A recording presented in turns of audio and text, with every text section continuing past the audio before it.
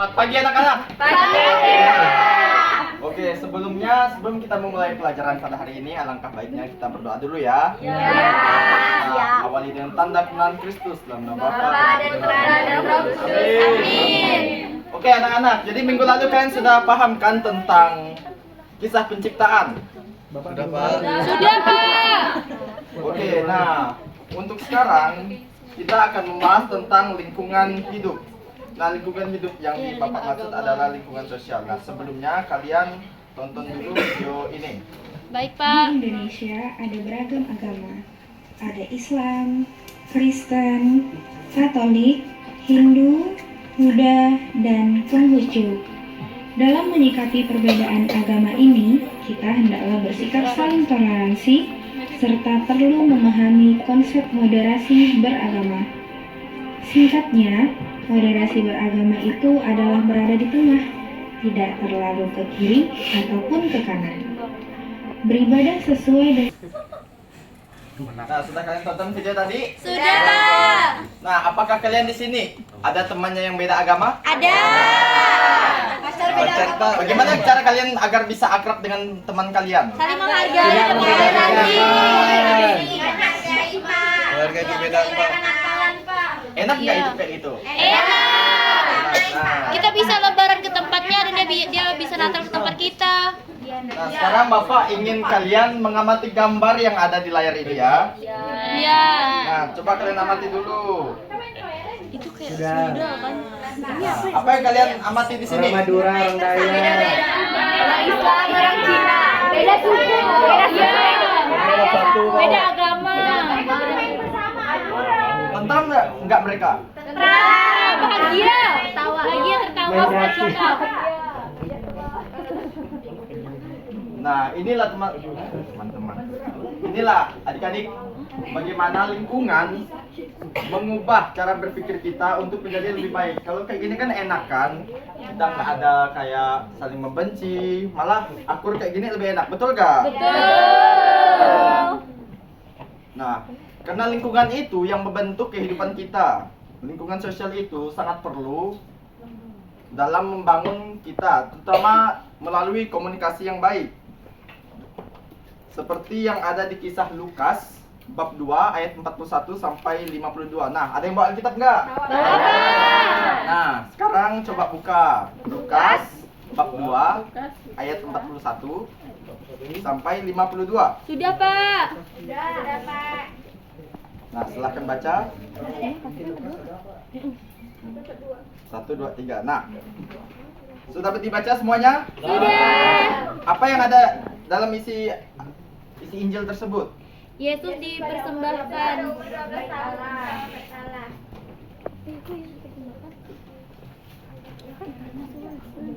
Nah, Yesus di umur 12 tahun dia lebih memilih untuk tinggal di bait Allah dibandingkan ikut orang tuanya yang ini balik kampung ya. Ya. Karena apa? Karena didikan dia selama itu dididik sebagai seorang yang taat iman. Nah, dia berpikir dengan logikanya bahwa bait Allah itu adalah rumah bapaknya. Jadi tidak ada salahnya dia tinggal di situ. Bayangin kalau kamu, Jupri, adik Jupri, kamu pergi ke gereja, udah hilang 3 hari, rupanya kamu di gereja. Orang tua kamu marah nggak? Marah, dipukul. Nah, begitu juga yang dialami oleh Yesus. orang tuanya Yesus. Siapa orang tua Yesus? Maria dan Yesus. Iya. Nah, betul. Nah, jadi orang tuanya khawatir nih. Tapi karena lingkungan mereka nggak terlalu khawatir karena dalam lingkungan mereka rumah bait Allah itu juga adalah rumahnya.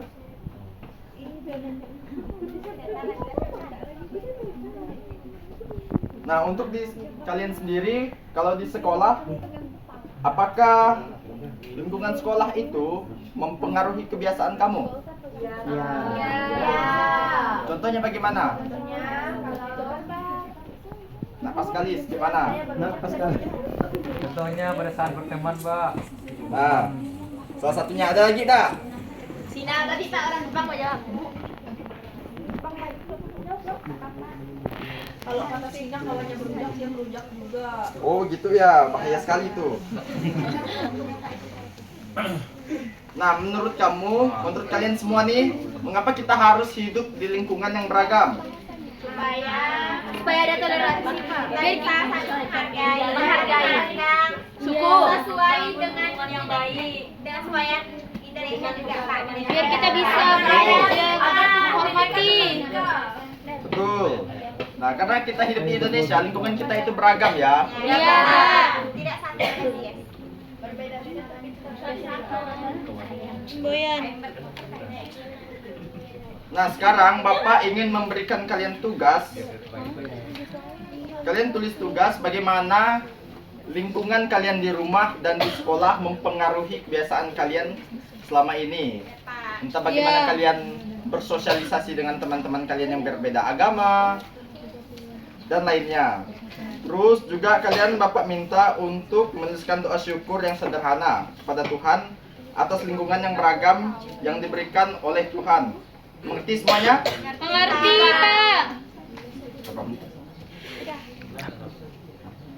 6. Berapa menit, Pak? Terus lanjut lah. Habis soalnya.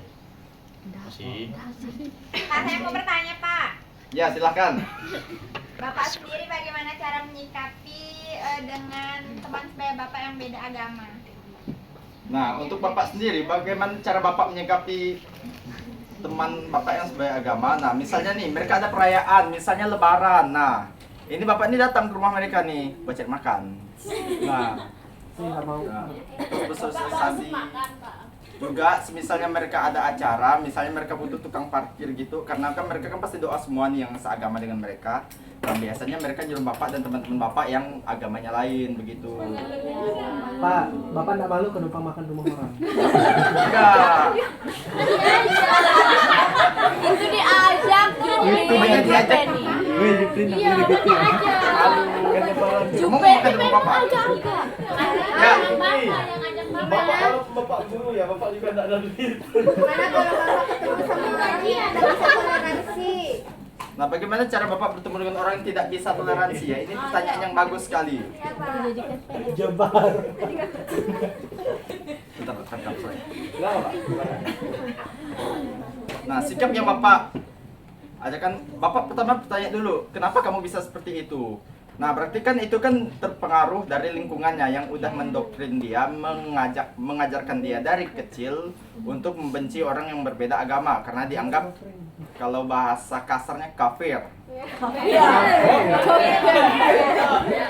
Sementara kita hidup di lingkungan Bhinneka Tunggal Ika, berbeda-beda tapi tetap satu. Kita harus saling merangkul, begitu. Ria. Nah, Egi bagaimana? Pak, saya ada pengalaman Pak, semua orang Pak, dia nggak bisa menerima yang lain tuh Pak. Nah, juga itu macam mana tuh Pak, kalau dia tiba-tiba marah sama kita Pak. Bagaimana cara kita mengatasinya? Pertama, kalau kamu mengalami hal seperti itu lagi, alangkah baiknya kamu sebisa mungkin menghindar dari orang itu. Kedua, kalau emang udah nggak bisa menghindar, kamu tanya ini, kamu adu argumen nih, bagaimana? Kok kamu benci aku sih? Aku kan nggak ganggu kamu begitu. 2 menit lagi. Pak, bagaimana kalau itu cara menghargai di lingkungan yang sama nih, contohnya sama satu agama gitu. Oh, satu agama. Nah, ini lebih mudah. Bagaimana contohnya cara kita menghargai? Contohnya misalnya si Paskalis, dia nggak pergi ke gereja.